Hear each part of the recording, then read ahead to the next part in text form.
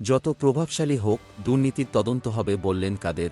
বাংলাদেশ আওয়ামী লীগের সাধারণ সম্পাদক ওবায়দুল কাদের বলেছেন, দুদককে স্বাধীনতা দেওয়া হয়েছে। যে যত প্রভাবশালী হোক তার বিরুদ্ধে দুর্নীতির তদন্ত করা যাবে।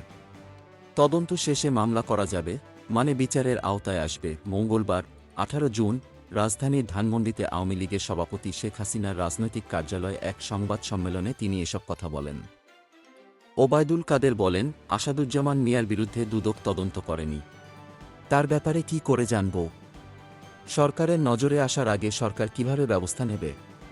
যখনই কোনো দুর্নীতির অভিযোগ নজরে এসেছে ব্যবস্থা নিয়েছি। গণমাধ্যমে আসার পর কিংবা সরকারের নজরে আসার পর সরকার কারও দুর্নীতির বিরুদ্ধে ব্যবস্থা নেয়নি, এমন ঘটনা ঘটেনি। আওয়ামী লীগের সাধারণ সম্পাদক বলেন, দুদককে স্বাধীনতা দেওয়া হয়েছে। কেউ দুর্নীতি করলে তদন্ত ও মামলা করার নিরঙ্কুশ স্বাধীনতা আছে তাদের।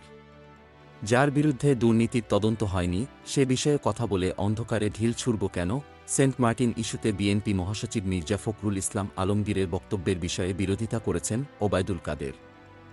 এ সময় তিনি সার্বভৌমত্বে আঘাত কোথায় তা চ্যালেঞ্জ দিয়ে জানতে চেয়েছেন।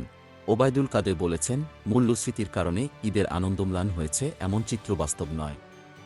গত বছরের তুলনায় এ বছর প্রথম দিনই ৩ লাখ বেশি পশু কোরবানি হয়েছে। সেতুমন্ত্রী বলেন, ঈদুল আজহায় পদ্মা সেতুতে টোল আদায় হয়েছে ৫ কোটি এবং বঙ্গবন্ধু সেতুতে টোল আদায় হয়েছে ৪ কোটি টাকা।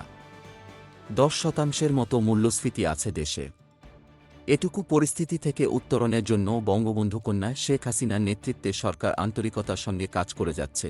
গোলাম Mostafa, desk report, B E news, Dhaka.